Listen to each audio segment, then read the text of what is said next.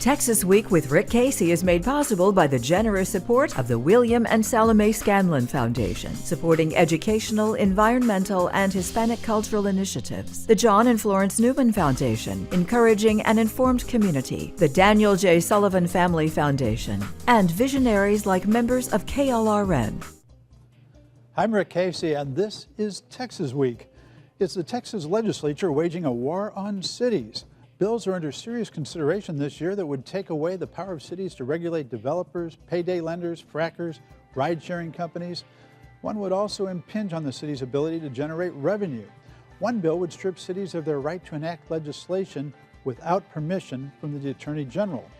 I'll be joined by Councilman Mike Gallagher and former Councilman, now State Representative Diego Bernal. Evan Smith, editor-in-chief of the Texas Tribune, wants to talk about the San Antonio mayor's race. And in my last word, an Uber scandal in Houston argues in favor of Mayor Ivy Taylor's stance on rules for ride-sharing companies and points to an error she made. Texas Week starts now. This week's most important stories, people, and issues in depth. This is Texas Week with Rick Casey. Texas cities, including San Antonio, are playing defense in Austin these days as a variety of bills seek to take local power away and give it to the state. Curtailed could be San Antonio's power to protect trees, regulate payday lenders, add gays to the city's non-discrimination ordinance, or to enact any regulation stricter than what the state enacts. Also, some tax relief proposals don't limit state taxes, but local taxes. Some members of San Antonio's council are anxious to send a message to Austin, maybe all of them are, through a resolution, but there seems to have been a problem with that. Joining me to discuss all aspects of this issue are former city councilman and now state representative Diego Bernal. Hello, Diego. How are you? And Diego's coming in to us from Austin, and Mike Gallagher, San Antonio councilman representing the 10th district on the city's northeast side. Welcome, Mike. Thank you very much, Rick. Glad to be here. Diego, I want to start with you. You're in the legislature now, but you served for years on the city council.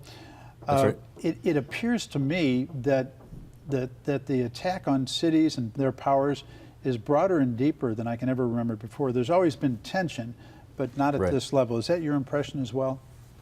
It is. This feels unprecedented, and in talking to the people who've been in the legislature a lot longer than I have, they've said the same thing.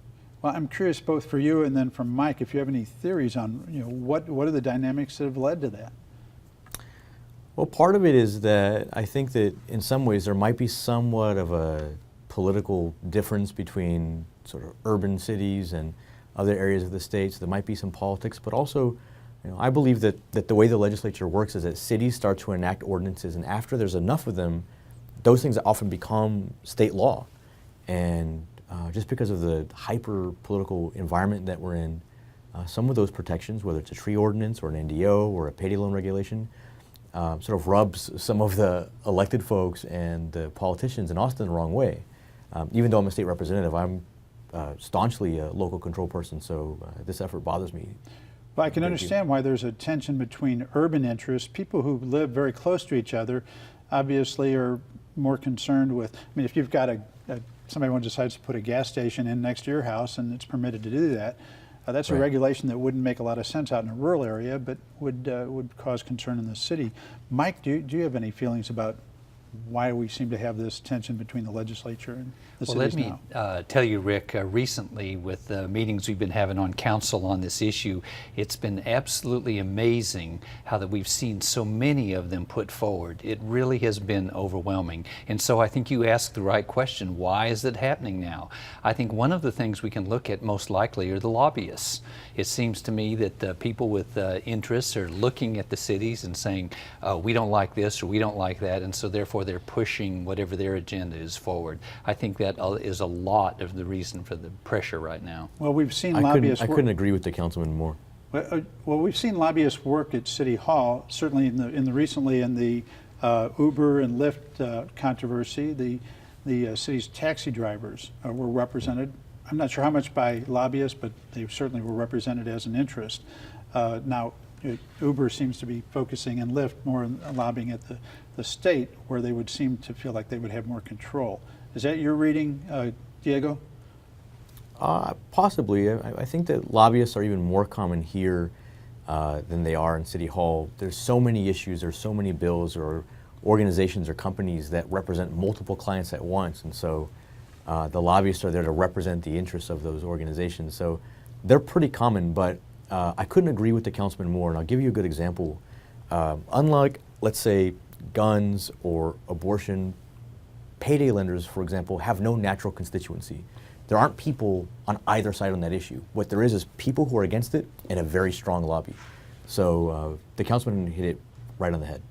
Well, they in that particular area, the head lobbyist seems to be a member of the legislature, but that's a whole other story. Mike, let's talk a little bit, before we go into some of the specific bills, what's at stake? Well, I think most important to all of us really is local power. I think if we're to lose that, we are in big trouble. And the reason I say that really is in the area of planning, looking down the road of what our city is going to look like in the future. We can't have people intervening from outside with decisions that we need to be making. I look at things like zoning. There's a number of issues in code compliance and so forth. If we have people intervening from outside, limiting our ability, it could really hurt this city. And I think that's a clear message that all the people on council have understood and are going to take to Austin. You know, one of the specific, more recent battles has been attempts to undo our tree preservation ordinance, for example. Yes, and believe it or not, that's been a very important one for us. And you look at, that's a good one to say, okay, one side of Texas doesn't look like the other side of Texas. What's going on in Amarillo isn't the same as what's happening in San Antonio. The locals should be the one making those local decisions. Diego, you gave a good example. You passed 2 laws that are under ordinances. You were the lead person pushing them. The payday lender ordinance for San Antonio, which kind of led to a number of other cities doing the same thing. And right. Also the addition of gays and other sexual minorities to the city's non-discrimination. Both are right. under attack. From whom and why? Well, I think they're under attack by people who disagree with them. What I think is interesting, and that is sort of the way I explain it to people, is the state is not trying necessarily to regulate everything that a city does, although I think that the councilman is right and that would be the ultimate effect. But what bothers me the most about this is that the state is going after protections. The state is going after protections that, and by the way, not the state, but members of the legislature, they're going after protections that cities have erected to protect themselves, or they've said these are things that are important to us, whether it's an NDO or a payday loan regulation or a tree ordinance. Cities have the right and should always have the right to sort of vote their values and then erect protections from, let's say, unmitigated, whether it's development or ill will. And so, all of a sudden we're in the twilight zone where I, as a Democrat, am a local control guy, and folks on the other side are trying to play Big Brother. It's a complete reversal, but I really relish the opportunities I have to be on the same page as Councilman Gallagher, but right now we are absolutely on the same page, reading from the same paragraph. You represented a different part of town, and you still represent a different part of town than Mike. I think, Mike, yours is a little more conservative, suburban. Diego was inner city. But this started with, not started, but it was kind of kicked off when the governor, early on in the session, said he was concerned that Texas was becoming too much like California. And he talked about, tree ordinances. He talked about, plastic bag ordinances. How would you respond to that, Mike? Are we in danger of becoming California? Well, I think, when anybody looks at what is your basic philosophy of government, what it really needs to be is whoever has the most information, the most knowledge on whatever the particular problem is, those are the people that should be making the decisions. And I think in this particular, some of the examples you've given, the locals know better about what they need in their particular area. It really surprises me that somebody who believes in small government would want to intervene at any level. Let's get it as small as we can and make sure that the people who are there with boots on the ground are the ones that are making those decisions. Diego, I suspect you agree. I agree 100%. I think the councilman is absolutely right. I also think it's interesting that in order to sort of sell this Big Brother approach is to try to Trojan horse it by calling us California. It is what it is, right? It is the government, the state government, trying to make a grab and in many ways eliminate the even purpose or utility of a city council.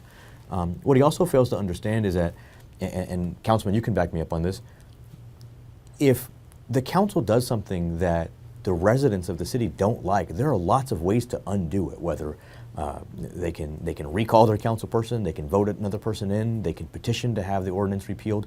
There are lots of safeguards available to folks who don't like something the city council's done. So the checks and balances are already in place. You don't need the state government to come in and tell the residents of San Antonio what's good for them. One of the most controversial local ordinances that's been passed is a Denton bill that outlaws fracking inside the city.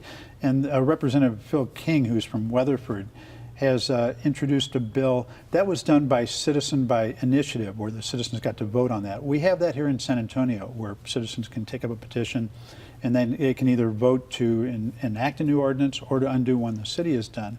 And this bill would say that any city initiative, any citizen initiative that goes on the ballot would have to be approved first by the Attorney General.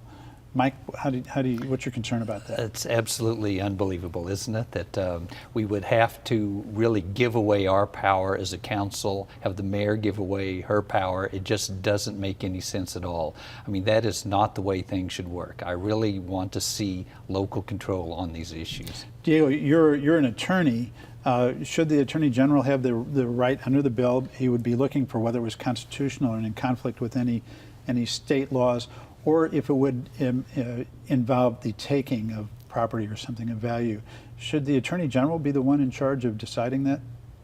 No, I don't think so. I mean, I think in many ways it's incumbent upon the local council, the local legal community to vet those issues, but you don't want to infuse politics at the back end of a citizen-driven effort. You know, you have to respect the will of people, and if they decide to organize and do something, there's value to that. We need to make sure that what they're doing, for example, is legal, but that's not necessarily, it's necessary to run that through the Attorney General. It's almost like a Section 5 pre-clearance requirement in the days after the gutting of the Voting Rights Act. It just doesn't make any sense.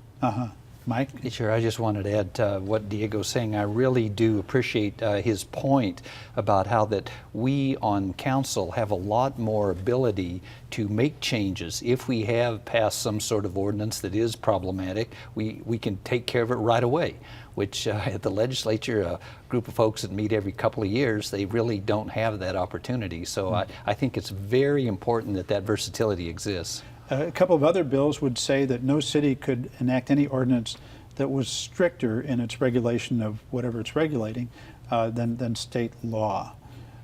Do either of you have any examples of where that might be causing a problem? I would like to give the one, and Diego was on council at the time that happened, and that is the passing of the hands-free ordinance, because ours is tougher than what's being proposed in the legislature. Fortunately, we've got an amendment on that particular bill. We're talking about driving. Right, correct, distracted driving, that where ours, you have to be driving with hands-free, no phone in your hand, where that the state law only is going to address texting. Well, you can text, but you can also be distracted by using your hands with that phone. Right. So a perfect example of how that we would not want to have ours limited by the state. Diego, I've got to ask you about one particular bill. There's a hearing this week on a bill that would turn regulation of Uber and Lyft and organizations like that over to the Department of Transportation. They would be the ones permitting the drivers. Right. And it would take away the power of the city. Of course, a big issue here, Uber says they left because they didn't like their drivers having to get a police fingerprint background check in addition to the internet-based one they did. That came up in Houston, as you saw, with a driver who would have been turned down by their city government had he gone in, as he should have, and tried to get a permit from the city. You're a co-sponsor of the bill. It seems to me you're at some tension. That bill takes away some local authority. You're obviously against a number of these bills that take away a local authority. How do you square that? Well, one of the reasons why I'm a co-sponsor is because I'm hoping that I can use my spot as a co-sponsor to kind of find the sweet spot, to give cities some control, but you also want to insulate it from some of the sort of political winds that are happening there as well. As the bill is, I think it can be amended to be better. I do believe that cities should have the ability to add on, but it's really looking for a sweet spot. So I'm not necessarily comfortable with the complete preemption piece. I do think that rideshare should be allowed in cities, should be allowed in San Antonio. It feels like San Antonio often is trying to completely block them. And the way things have played out on council, I'm not really comfortable with. I don't think it makes us look very good with regard to how that's played out. But my co-sponsorship is there to try to be a mediator. I think there's opportunity for local control. I think there's opportunity to make things safer, but it has to be reasonable. And that's sort of the point, right? Is that I like when there's state regulation and then there's a space that's available for cities to jump in and add more. Payday loans is a great example of that. There's some state regulation, but cities can act stricter enforcement. This is no different. The co-sponsorship is really there to try to help bridge the gap. All right, we've just got a little time. Mike, I want to ask you about, there has been a controversy. Brian Chesnutt's written some columns for Express News. You signed a 5-signature memo to get on the agenda, kind of shouting out to the legislature, which already said in your legislative agenda, and that is you don't want these bills to pass. The mayor assigned it to a committee. I understand this week's council has kind of moved it on, so because it wasn't even, I asked her Tuesday night when it would be on the council agenda, and she said she didn't know. This week's council took care of that issue? Oh, they certainly did. I was really proud. Everybody stood up by unanimous vote. We said we're putting that message together and we're sending it on up to Diego and everybody else to let them know how we feel on this issue, that we don't want to lose local control. Does it read pretty much like what you, the letter that you signed? Yes. Okay, so it's got the examples. Well, it's mainly not so much the examples, but I think it'll be more of a general statement in support of it. I see. So there was kind of a bit of a compromise, because that was her concern, that she said the mayor did. Well, I want to thank you very much for helping us understand this issue. Diego Bernal in Austin and Mike Gallagher here in San Antonio. Thank you both very much. Thank you, Rick. Appreciate it. Evan Smith, editor-in-chief of the Texas Tribune, joins us from Austin. Evan, you got to come down here in San Antonio and moderate one of our mayoral debates. I'd like to know how it looks from Austin and from your experience down here. Well, first of all, let's give the candidates credit. In most political races these days, the problem is not enough debates. Goodness gracious, they've debated like 8 million times. By the end of this, they're going to be sick of each other and we're going to be sick of them. But give them credit for being willing to sit on stage together and engage, and the four did. And I want to say, in tribute to your city, or with respect to your city, you have 4 people who on day one, it appears to me from the outside, could be mayor. That's not always the case in these races, Rick. You've got 4 people who are qualified for the job. That's a start, right? That's pretty good. It is, and it's not common here. It's kind of a new development. I think there's a new status to being mayor in San Antonio. And, you know, they would all tell you, although this is a nonpartisan mayor's race, my interpretation from the outside is that each of these individuals is some form of Democrat. And so the differences between and among them are not significant. They're more style differences. You know, as they say in the NCAA, a race is going to be won on style points as much as anything. But I did take away a couple things that I didn't necessarily think going in. It seems to me, based on the affect of the candidates toward one another, that the perception is that Senator Van de Putte, former Senator Letitia Van de Putte, is at the top of the heap and needs to be knocked off, because you had both Representative Mike Villarreal, former Rep. Villarreal, and current Mayor, interim Mayor Ivy Taylor, both shooting at Van de Putte. And so my perception, at least, Rick, was that people think Van de Putte may be at the top of the heap. Well, you're right about that. From talking to both the candidates and their campaign people, they have some polling indicating that she's likely to be in the runoff. Right. The second thing that I took away, and I'm probably not all that surprised about this, but it was confirmation to see it up close, is that Villarreal and Van de Putte, as the 2 former state lawmakers, talk in a lot of the same way, have the same command of a lot of the issues, and are probably competing for some, not all, but some voters who would support the other if the other wasn't in the race. They do seem to be dividing. The third thing I thought was, and again, this may be an outsider's perspective on your fair city, I was impressed by Mayor Taylor. I kind of thought Mayor Taylor presented a lot more forcefully, strongly, than I anticipated her to do, and seemed to be the most small c conservative in disposition and temperament, if not in ideology, of the 4 candidates. Is that your read on it too? She is, and her background is more of as a wonk. She worked in the city's planning department for some years, and has a master's degree in city planning, and she really is has focused. A housing background, right? She has taught public policy, and the fact is, she seemed the least political of the 4 to me. Right, which also has led to the fact that she is running without enough money to go up on television, which is presumably going to start pretty soon because early voting is coming right up on us. But she waited so long to announce, which was politically just put herself in a hole. Well, she and Senator Vanderpute both had at one point been against running before they were for it, right? So that's at least one aspect of this race that is probably largely forgotten, although as a practical matter, what you said about Mayor Taylor is true. She did wait a long time. Look, in the end, if you believe the talk on the street, you could end up with any number of configurations going into a runoff. It's assumed that there's going to be a runoff in this race. If you ended up, just say for grins, with Senator Vanderpute and Mayor Taylor, it would be pretty interesting. It would be. And you would have a contrast. And, you know, I'm thinking of the Trey Martinez-Fisher, Jose Menendez race. I'm wondering, where does the business community go? Where does conservative money and conservative votes, where do they go in a runoff between, say, Senator Vanderpute and Mayor Taylor? I wonder if Taylor couldn't possibly hope to Menendez Vanderpute. Let me leave you with that little tidbit here in the end. There's a good possibility. I have theories, but we're out of time. Evan, always good to hear from you. Thank you. And you too. Thank you. Evan Smith from the Texas Tribune. We've set up a link to the Texas Tribune website. Just go to klrn.org/TexasWeek. We'd like to hear from you. Email us at texasweek@klrn.org. You can also follow us on Facebook and Twitter. And now, the last word with Rick Casey. A story in the Houston Chronicle this week offered powerful evidence that Mayor Ivy Taylor is correct on one of the most contentious issues in the mayor's race. The story is about Uber driver Duncan Burton, who sits in the Harris County Jail accused of raping one of his passengers. It also points to an error Mayor Taylor made. Burton says the woman was so drunk that she couldn't tell him where she lived, so he took her to his house where he says they had consensual sex. The woman agreed that she had been drunk, but was surprised to wake up in a strange bed and had no memory of agreeing to have sex. Burton's story has a problem of internal logic. Only in a bad fraternity house is a woman who is too drunk to give her home address considered able to consent to sex. But here's the part of the story that relates to the San Antonio mayor's race.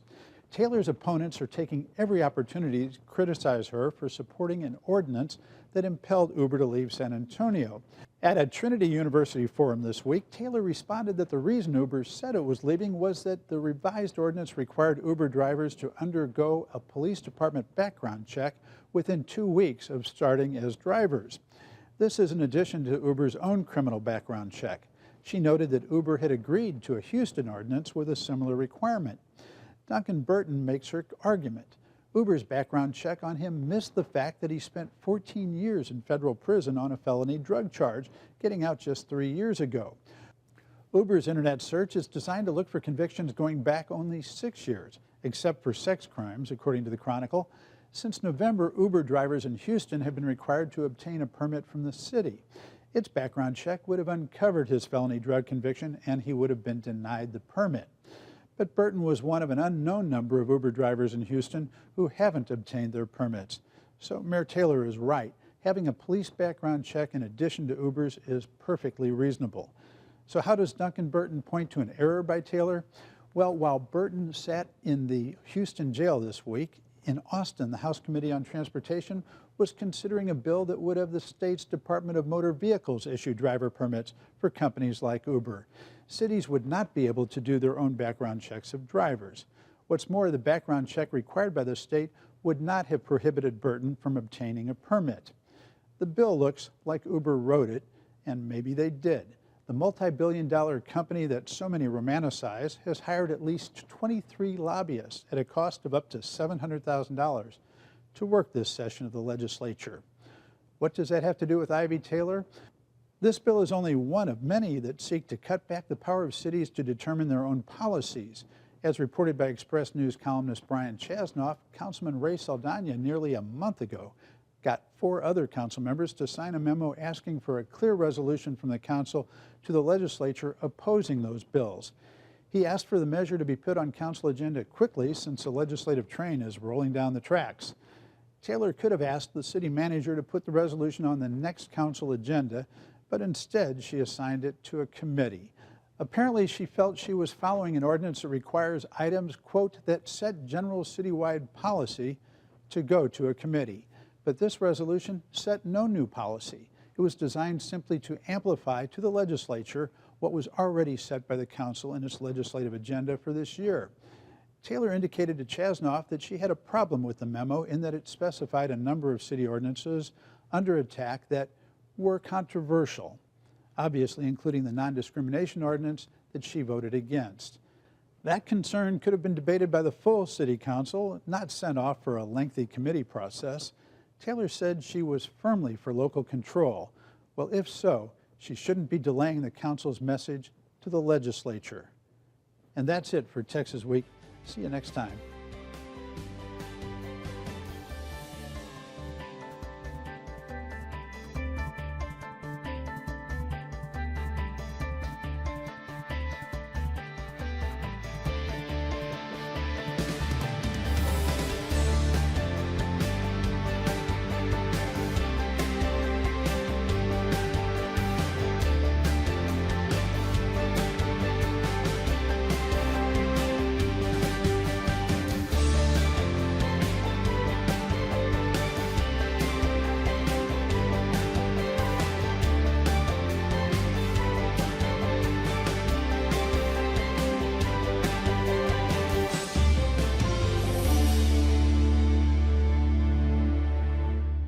Texas Week with Rick Casey is made possible by the generous support of the William and Salome Scanlon Foundation, supporting educational, environmental, and Hispanic cultural initiatives. The John and Florence Newman Foundation, encouraging an informed community. The Daniel J. Sullivan Family Foundation, and visionaries like members of KLRN.